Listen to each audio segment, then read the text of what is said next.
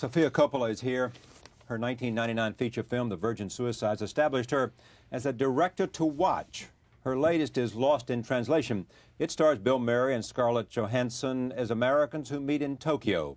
Here is the welcome Sofia Coppola to this table for the first time. Welcome. I got to read this because it just sort of says everything. I mean, this director is getting an extraordinary amount of attention. This is the cover of New York Times Magazine, a very good piece of which there's a lot of interesting stuff in, by Lynn Hirschberg. She was the dilettante daughter of a Hollywood legend. Whoever thought she would become one of America's most promising directors? Here is why they are saying that.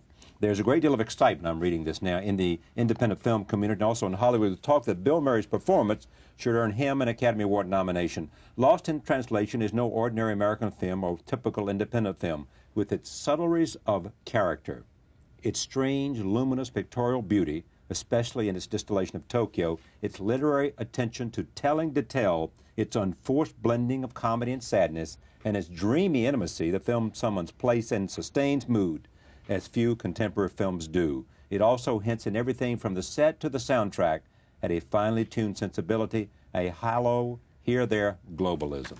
Not bad. Congratulations. Thank you. And you say you would not have made this movie, or in this article you said that, without Bill Murray. No Bill Murray, no movie. That's true. I just didn't have any, I had to do it with him. I just knew he was the perfect person for this. Why? There's just no one like him. I mean, he's just Bill Murray. He's this great combination of funny and sensitive and sincere, and I wanted to see him in this romantic part that I'd seen him have moments of in Groundhog Day and Rushmore, and wanted to do a film centering around him. And this says something about you. It was not an easy sell. In a great kind of notion, he said that you had to cast a long line, suggesting that he was a fish that was way out in the ocean to rein him in. It took a lot. Why was he so hesitant, let's say?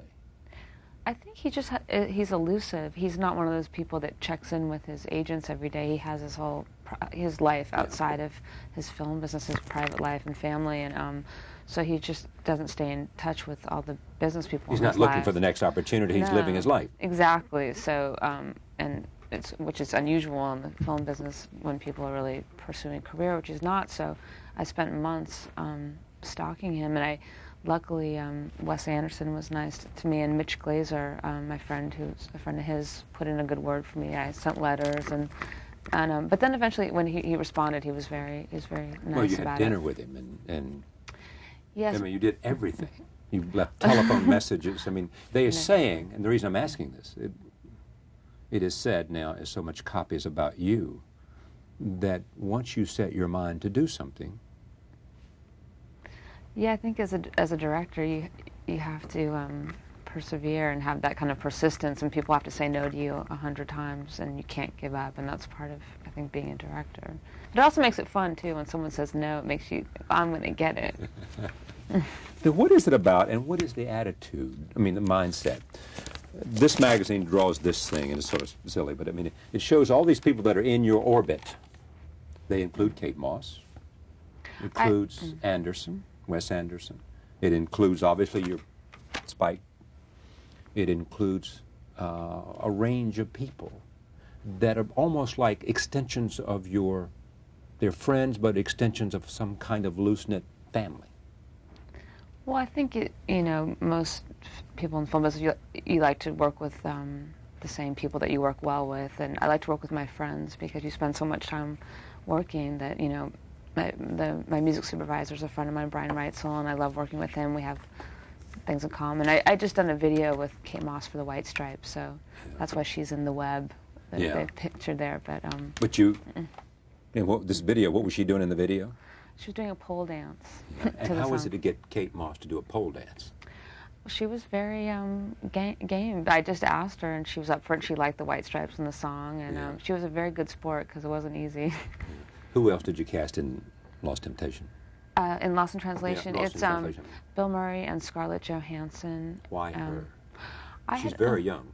Yes, I remember seeing her in a movie called Manny and Lo when she was maybe 9 years old or as a kid, and I always was taken with her quality and her deep voice and her kind of dryness. And so I met with her when I was working on this and thought she would be an interesting interesting match with Bill Murray. Why would she be an interesting match with Bill Murray?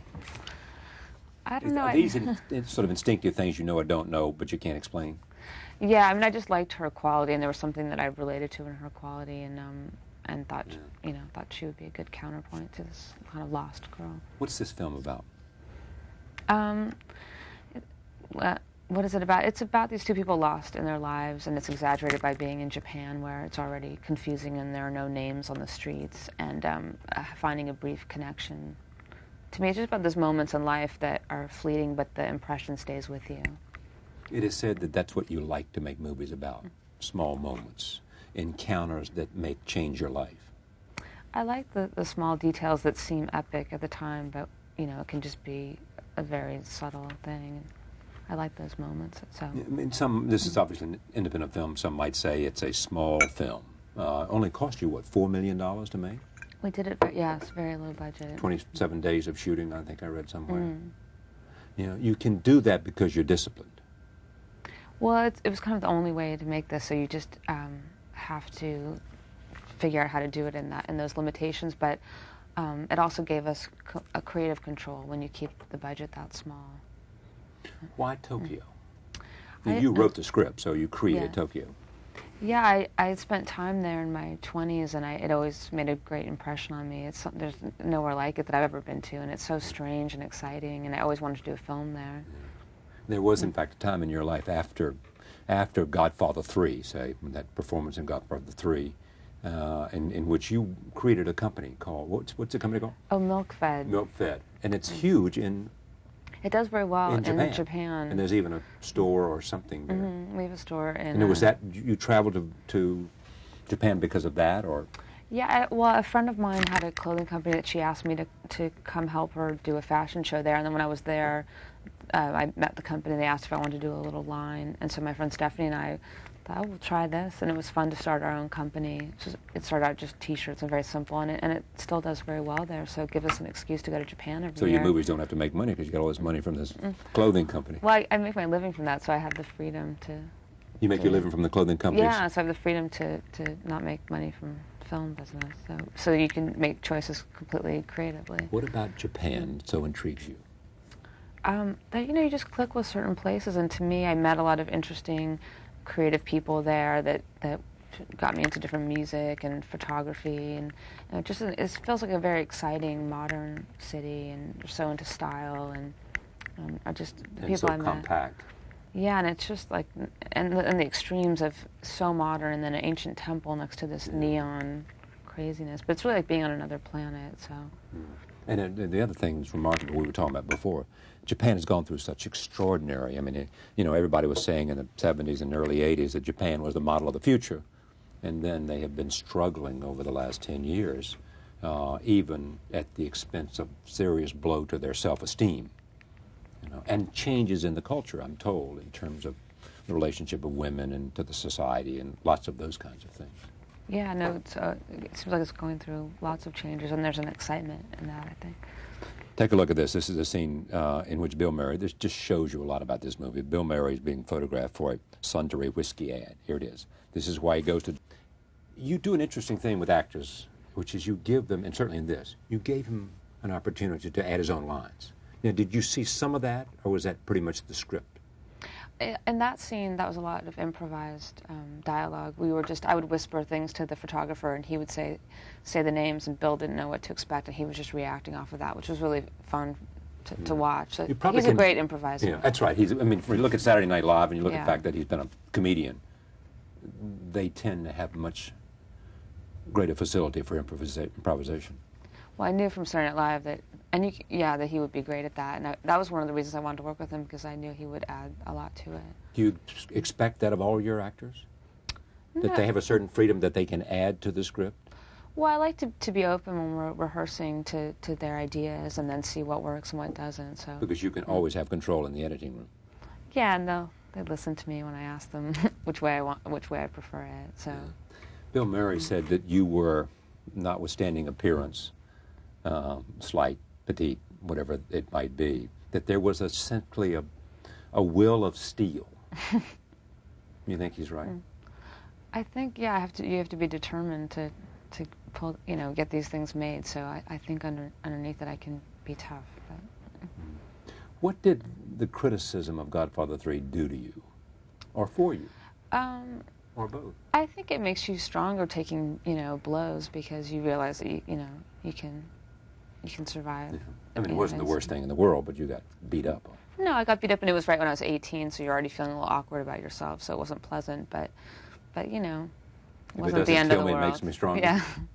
But did you then decide, this acting is not what I ever wanted to do, so I don't want to do it now. Let's go find something. Well, I wasn't planning on being an actress, and so I just did that part when my father asked me to, and I'd like to be open and try everything because I didn't really know what I wanted to do. But then afterwards, I was going to art school, to college, and so I went back to school after that and continued. I was studying painting and fine art. At some point, you studied photography, did you? Yeah, and then from that I got into photography. So. Can you tell what influence he's had on you, your father? My father? I think just by example. I mean, he's so enthusiastic about film and making personal film. I think that's a big influence. And also just having the will to make something, no matter how hard it is. And your mother makes documentaries. Yes, and she makes art now, and so she always encouraged us. Take a look at this. This is another scene. I want to get 3 scenes in here. This is when there's an unexpected visitor in his hotel room, and then in a third scene we'll see Charlotte. You love this scene because it's just fun to put Bill Murray in these situations and watch his reactions. So. But you had no idea what was going to happen, or no? It was. You know what she was going to do because that was scripted, yeah. But there's just something funny about putting him in these kind of torture situations and watching him. And did he like it?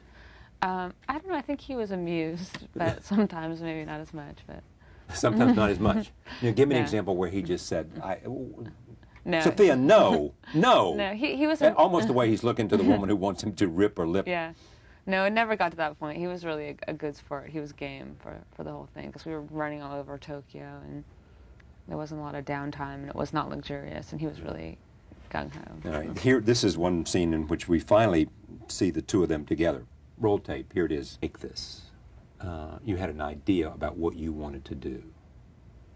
You did exactly what you wanted to do. When you look at this film now, it's the film you intended to make. It is. When I see it, I feel like we really made the movie that I set out to make. And what journey would you like for the audience to go on? What experience to have, other than to come out of the theater and say?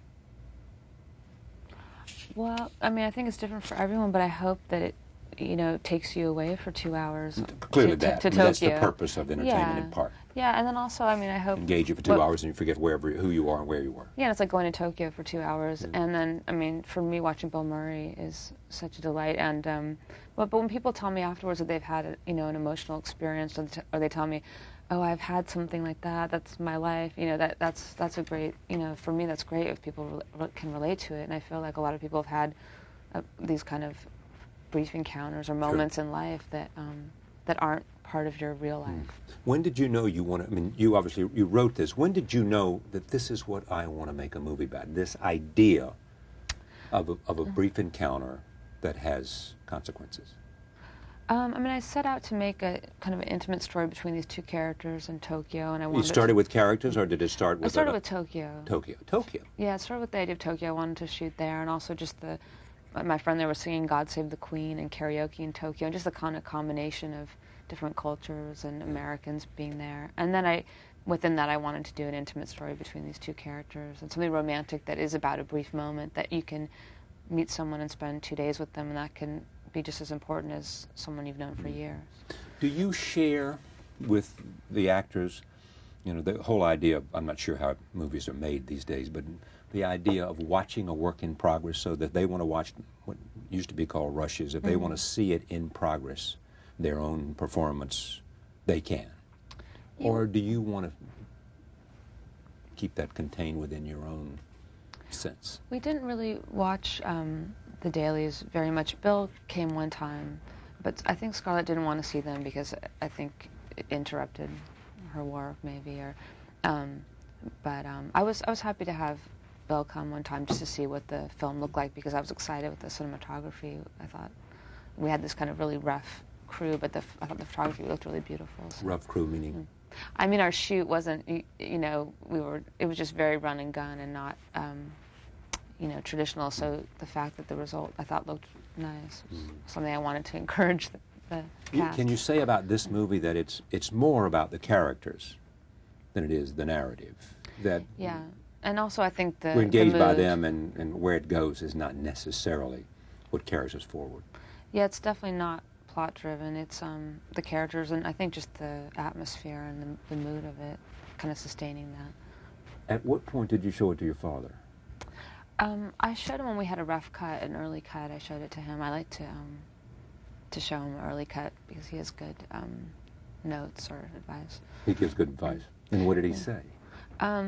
He's just really great at thinking. When you're editing, you have to think about shuffling the pieces in a way that you didn't intend to when you wrote the script. So, you know, he always stressed how to make the first act really clear, make sure the audience is clear right from what's going, and so I kept that in mind, and you know, just the idea that you can shuffle things around is helpful to hear.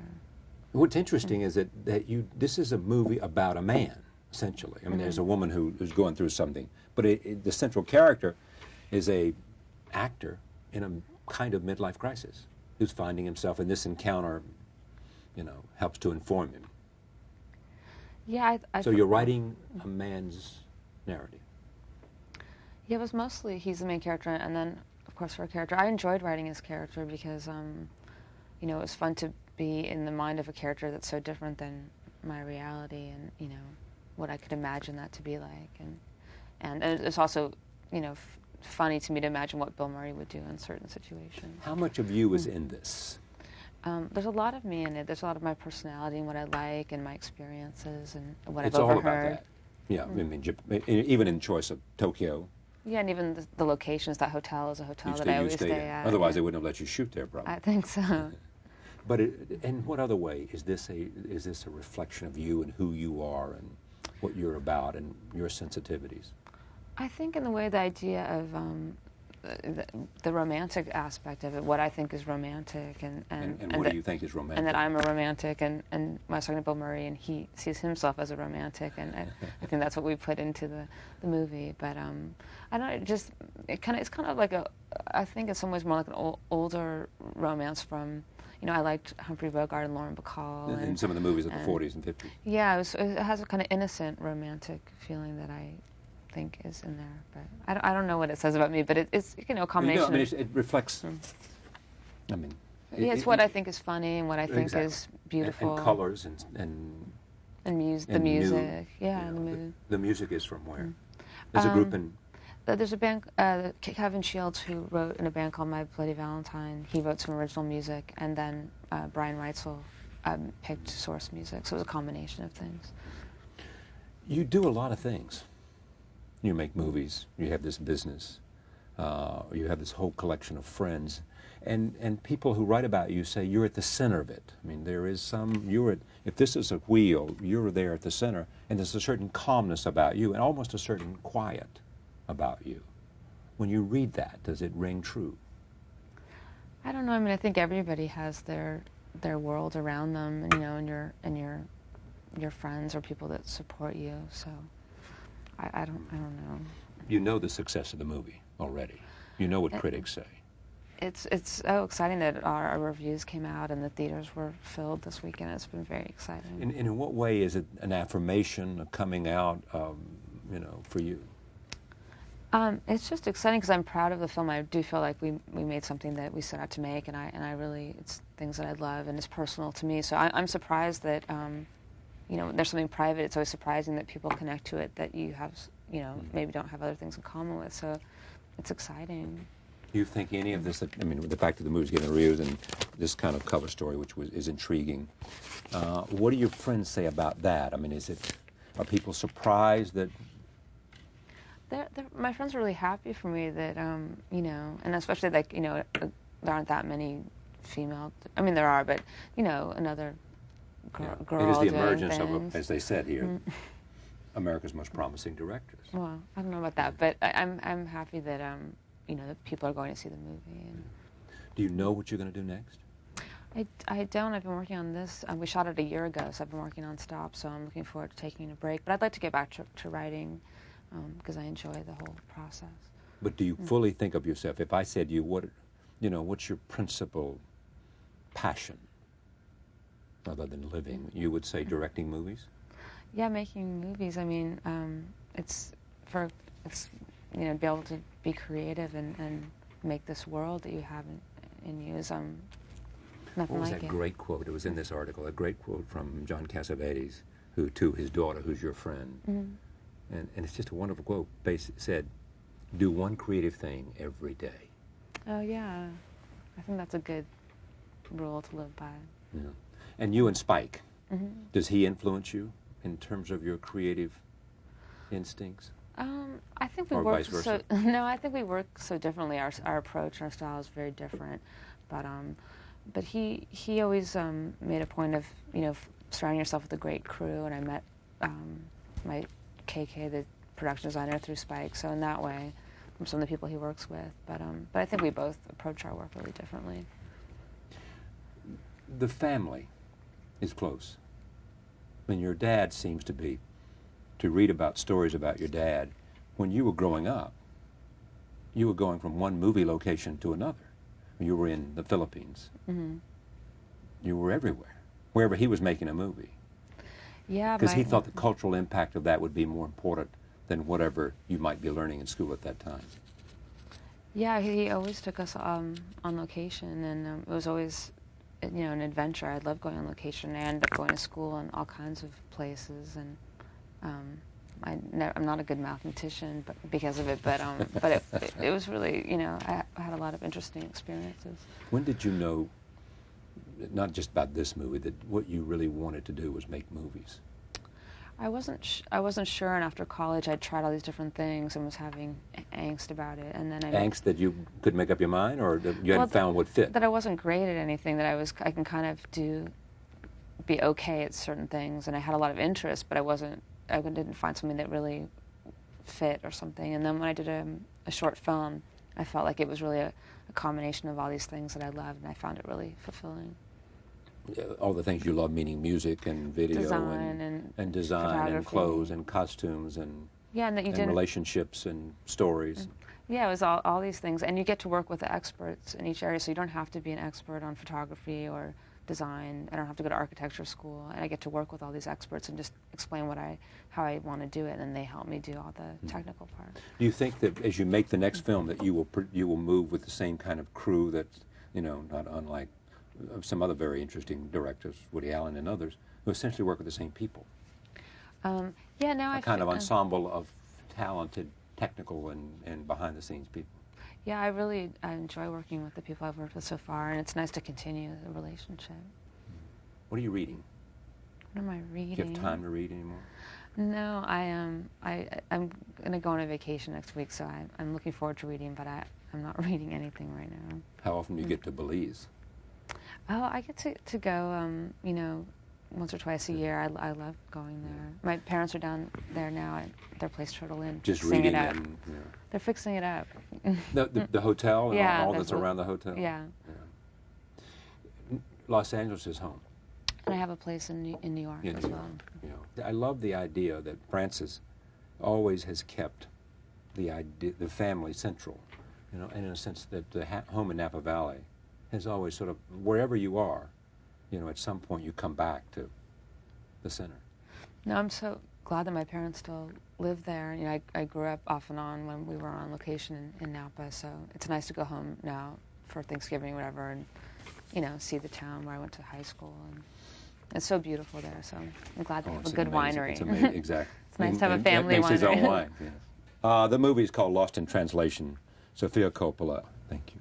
Thank you. Pleasure. We'll be right back. Stay with us.